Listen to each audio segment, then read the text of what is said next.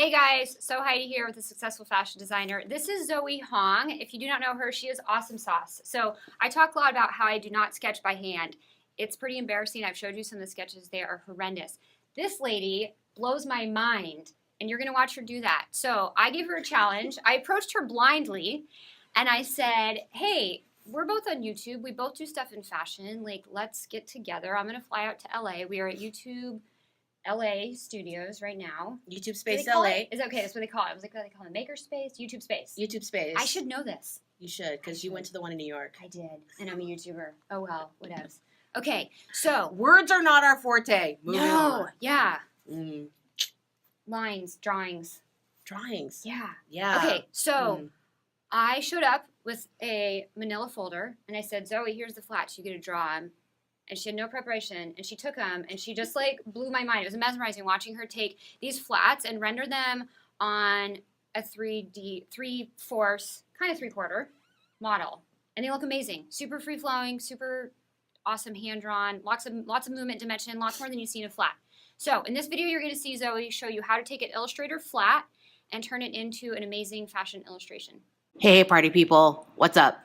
So what happened was Heidi from Heidi and I got together at YouTube Space LA to shoot a couple of collab videos, and the footage is bad, y'all. Like, you can't really tell what I'm doing, and the whole point is for you to see what I'm doing so that I can teach you what I'm doing, and you really couldn't see what was happening. So I decided to reshoot my portion in my studio at home. However, in an effort to kind of keep that fresh YouTube feels, I'm playing the sound recording from the first YouTube Space LA recording and kind of drawing along to that. Try to match it up to that so that we can keep as much of it at the same as possible. All right, so here we go. We're doing the same flats. I've turned my paper the other way. I'm going to draw a little bit smaller because I just cannot fit all of this here with the equipment that I have, which is kind of some of the problems there. Hey, party people. Today, I'm going to teach you how to put this flat on a figure so that it is still this design exactly. I mean, I could do the flat too. It's not as fun. I'm going to be real. I mean, normally I would have a figure prepared. You know, I have all kinds of fashion figure templates set up and ready to use at a moment's notice. I have a whole video series on how to create your own fashion figures. And if you're not into that, I sell fashion figure templates at my Etsy store and all that good stuff. But if you don't, if you're just drawing, you can just put together a figure. I do this kind of thing where I do an underdrawing and the layout in a really light color. And then I start finalizing things in darker colors, progressively darker colors. I'm using slightly darker colors right now than I normally would, just so the camera can pick up what I'm doing. And you might be wondering, Zoe, are you using a 10 head, a 9 head, a not elongated figure right now? I will tell you right now, it doesn't matter. For the purposes of this exercise, it doesn't matter, because when you are transferring a flat onto a figure, it's not about 2 inches or 17 inches or whatever. It's going to be about proportions and figuring out, laying the correct proportions on your figure. So what you need is a well-proportioned figure, whether that's elongated or not, and then you need to put those correct proportions of the garment onto the figure. So let's say this figure is done for the most part. You know, I'm not gonna have you sit and watch me do, you know, crazy rendered stuff. If you want to watch that, go watch my channel. I have 150 freaking videos. When did I make 150 videos, y'all? Man, I gotta get a life or something. All right. So the first thing are the proportions for the overall body of the dress. So when you look at this, this is about the same as this. Okay, the skirt is a tiny bit longer, right? So the waist is here and the armhole is about here. And because the armhole is a little bit deep, not as deep as armpit to waist, see, we have here, here, here, right? Not quite as deep as the waist. So this is going to be at natural waist. That's how you can tell because we're putting them in proportion. So armhole, kind of in a natural placement, not a halter. And it's fitted, it's coming in at the waist, so I'm just going to put it close to the body, right? And it's symmetrical, so I'm going to put that armhole here. This figure is slightly 3/4, ever so slightly, okay? This middle point here, this is, looks like it's in the middle, so it's going to be a long center front. This is my center front line on my figure, and it's a little bit higher than our armpit, so I'm going to put that here. We're opening it here. We have a shoulder yoke, and I'm going to bring it down. I think this armhole got a little wide, so I'm going to put that here. I'm going to put that there. This is not hugging the neck, okay? This is pretty narrow.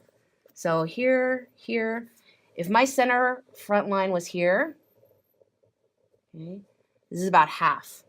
So here's my center front, here's the half. So that is where the shoulder sits, like that. It curves in at the shoulder yoke, and then it V's to this point. Got that? And then it rolls out. You have this little collar bit that rolls out. That was a lot of information. Everyone, take a drink of coffee. Are you ready? Okay, let's do this no more. Now, she's twisted, and so we're going to give her some drapes, right? This is pulling up, and there's all these gathers in here as part of the construction.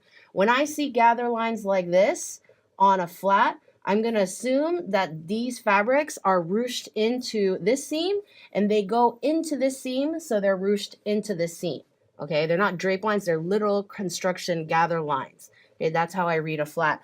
So we have the waist here, and we have these gathers giving it slight blousoniness. It's tight here because she's pulling, but she's gathering here. So I'm gonna blouson it out just a little bit because it's fitted, but with gathers, right? Just a little bit. So no giant floofy drapes.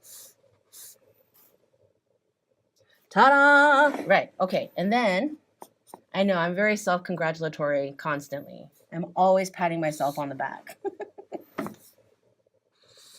It is totally okay if you do the same. All right, so waistband, I'm kind of eyeballing the proportions. Also, it's a little bit wider than our shoulder yoke. You see that? All right. Top stitching is dead last. That is a finishing touch with my skinniest of pencils, like extra super sharpened color pencils, mechanical pencils, all that good stuff. So it's all about the shapes right now. So this skirt is a little bit longer than waist to high shoulder point. So we're doing this, we're doing this. It's gonna be about knee length. Okay. So we have this kind of uneven hem happening, and whenever I have any kind of hem thing, I draw the basic shape of the hem first, okay? Now, when you draw the hem direction is always the same direction as the last fitted place. So the last fitted place on this garment is the waist. And so this hem is going to angle the same way as the waist, okay? If you have a coat and it doesn't have a fitted waist, and this is the angle of the shoulders, and the coat falls, the angle of the hem of that coat will follow the shoulders, the last fitted place. Okay, let's say we're doing a pencil skirt. We're doing a pencil skirt and it's fitted all the way through the thighs and the angle of the knee is like this and you're putting a ruffle on the bottom. The angle of the ruffle is going to be the angle of the last fitted place where it's tight around the knees. Okay, you see how that works? All right, but this, the last fitted spot is the waist. It's this angle, so we're going to go this angle on the hem. I don't have a fabric swatch, but because of the gathers, I'm starting to think, oh, it's probably something pretty lightweight. And so I'm going to let this sit on her hip and let it fall. Okay. If it was something really stiff, like a tulle or a crin, some kind of tutu fabric, I would have it stick out more. Okay. Again, here, not so stiff that it would stick out like this, because hi, gravity. If you watch my channel and you watch my drawing clothes on body series, then you know it's all about gravity and how fabric plays with gravity. It's not gonna stick this close to the thigh. It's gonna, there's some gather, so we're gonna pull it away, but let it just fall naturally. We have a rounded hem here. We have this up and down thing going on. Let's see, there's the middle. 1, 2, 3, 4 divots on either side. Your center front line kind of curves down like that. So that's actually your center. Would you see the side seam a little bit? I don't think she's really twisted enough. At this stage, if she was more 3/4, I would put in some side seams in here. But I don't think she's really turned enough for that. Maybe like here, if that. That's even assuming she has a side seam. That got too big.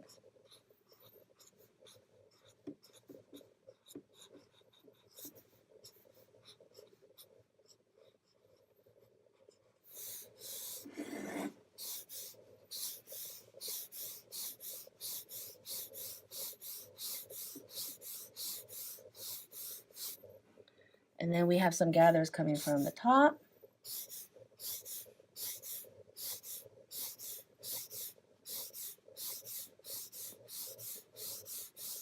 Dun, dun, dun. And then her legs are coming down here. Doo, doo, doo.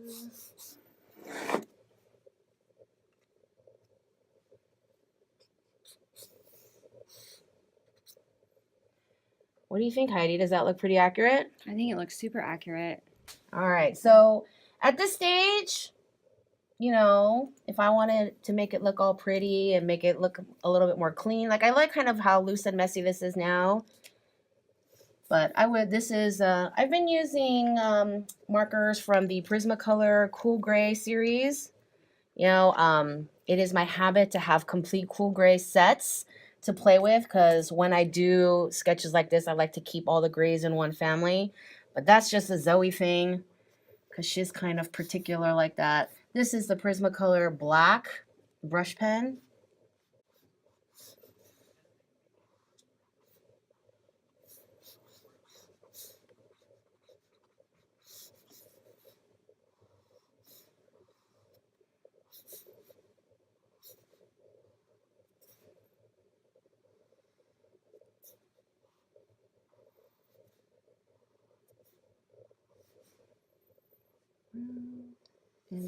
Round and beat. And then, put in a little clavicle. I love a good collarbone.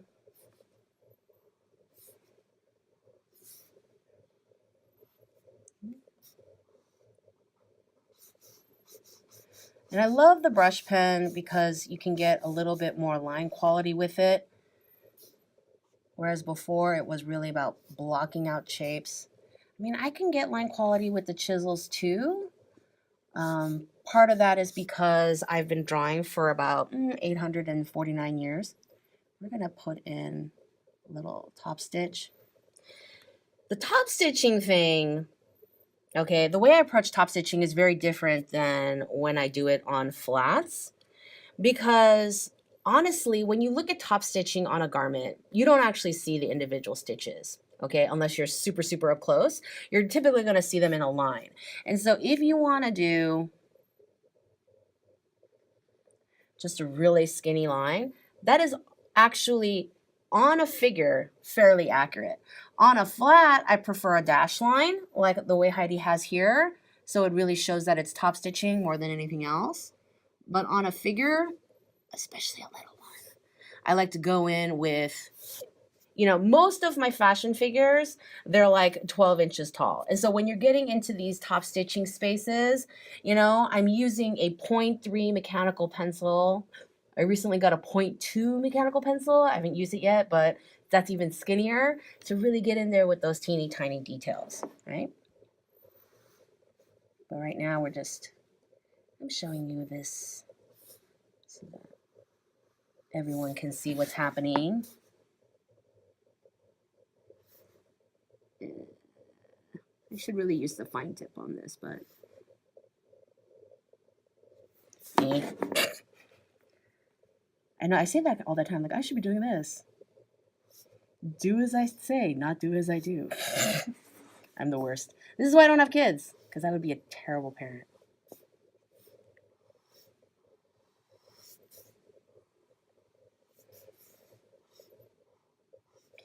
If you watch my How to Draw Hands series, then you all know how much I hate drawing hands. But I do it anyway, because we all have hands. Oh man, this head is getting out of proportion. I think it is a little too small now. And legs. We ran out of room.